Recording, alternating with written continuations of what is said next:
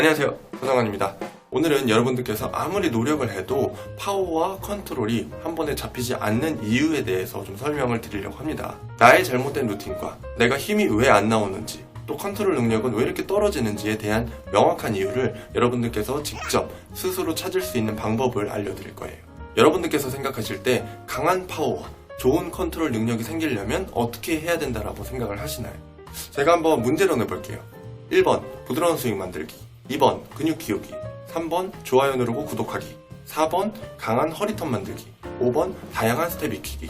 여러분들께서 몇 번을 선택하셨을지 되게 궁금한데 정답은 3... 아쉽게도 정답은 보기에 없었습니다. 물론 3번일 수도 있어요.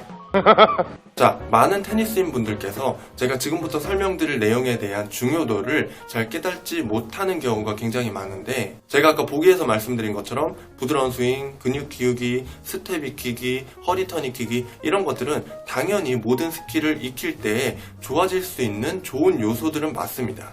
단, 이 요소들이 파워와 컨트롤 능력에 있어서 진가를 발휘하려면 그 앞에 꼭 있어야 되는 전제 조건이 있습니다. 이 전제 조건이 없으면 아무리 좋은 요소들을 많이 데리고 와도 큰 의미가 없어져요. 이 전제 조건이라는 것은 바로 몸의 정렬 유지입니다. 이 몸의 정렬을 운동작용이 일어나는 과정에서 유지하는 능력이 없으면 몸이 불안정성을 띠게 되고 힘을 실제로 내야 될 때 힘을 효율적으로 사용할 수 없기 때문에 절대로 좋은 샷이 나올 수가 없게 되는 겁니다. 테니스뿐만 아니라 모든 운동 기능에 있어서 몸의 정렬을 맞추는 것이 사실 가장 첫 번째로 해야 될 거거든요. 다른 스포츠계에 대해서 제가 장담할 수는 없겠지만 이 테니스계의 관심사는 이 큰 틀인 몸통의 안정적인 자세를 만드는 것보다 손목의 자세가 어떻게 돼야 되고 허리턴이 어떻게 돼야 되고 공이 앞에서 맞아야 되니 뒤에서 맞춰야 되니 이런 2차적이고 3차적인 순위들이 우선순위에 와 있다는 겁니다. 그리고 사실 가장 중요하게 생각해야 될 몸통의 안정성은 최후순위에도 없어요.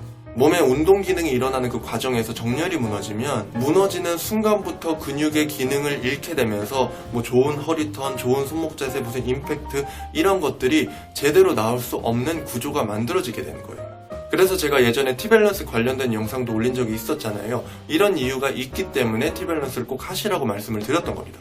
그런데 오늘 왜 이 이야기를 한 번 더 하냐면 그 영상이 올라가고 지금까지 느낀 게 하나가 있어요. 그 영상 이후에 제 주변에서 이 티밸런스를 유지하려고 하시는 분들은 많았어요.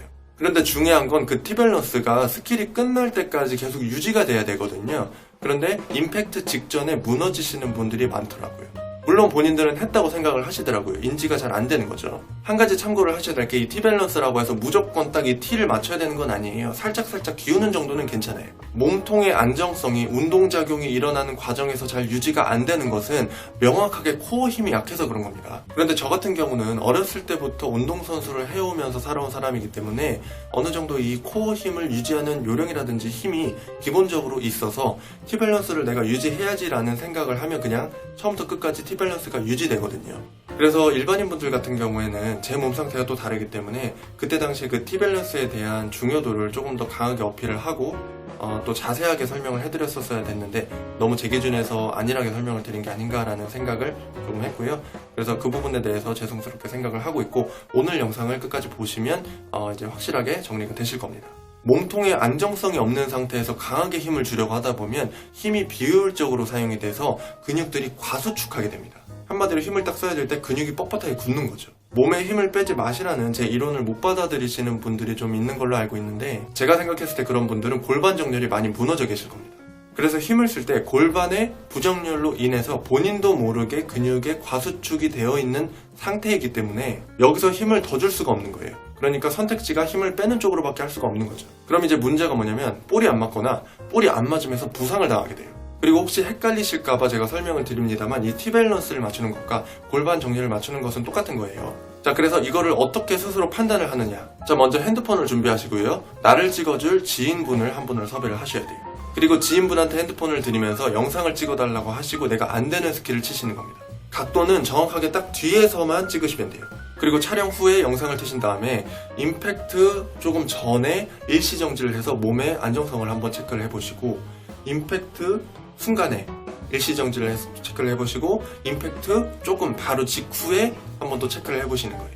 분명히 안 되는 스킬은 골반이 쓰러져 있으실 겁니다.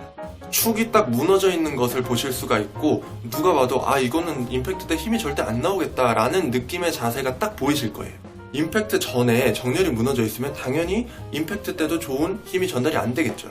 또는 임팩트 전이나 임팩트 상황에 정렬이 괜찮아요. 근데 임팩트 후에 정렬이 무너졌다.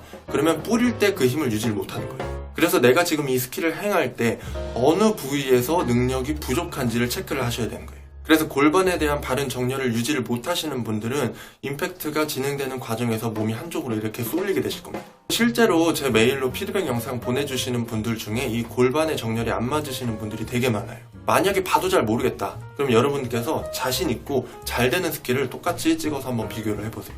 잘 되는 스킬은 임팩트 과정에서 분명히 몸통의 안정성이 여러분들께서 안 되는 스킬보다 훨씬 좋으실 거예요.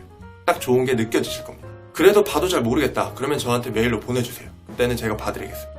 그렇게 내가 임팩트를 할 때 축이 어느 부분에서 많이 무너지는지를 먼저 체크를 하시고, 내가 그 정렬을 유지하는 능력이 부족한 부분에서 조금 더 그 축을 유지하려고 노력을 하시면서 스킬을 해보시는 거죠. 그렇게 꾸준히 연습을 해주신 다음에 지인분한테 다시 촬영을 해달라고 하시고 재평가를 해보시는 거죠. 그렇게 무너진 축을 안정적으로 다시 만들어 놓은 다음에 2차적이고 3차적인 좋은 요소들을 그 다음에 붙여넣는 겁니다. 그리고 이 무너진 축을 바르게 유지하면서 볼을 치려면 복부와 허리의 힘이 유지가 되지 않고서는 이 정렬을 유지할 수가 없다는 것을 또 배우게 되실 겁니다. 네, 그러면 오늘 영상은 여기서 마무리를 하고요. 영상 내용이 도움이 되셨다면 좋아요, 구독하기, 그리고 또 댓글 한 번씩 부탁드리겠습니다. 감사합니다.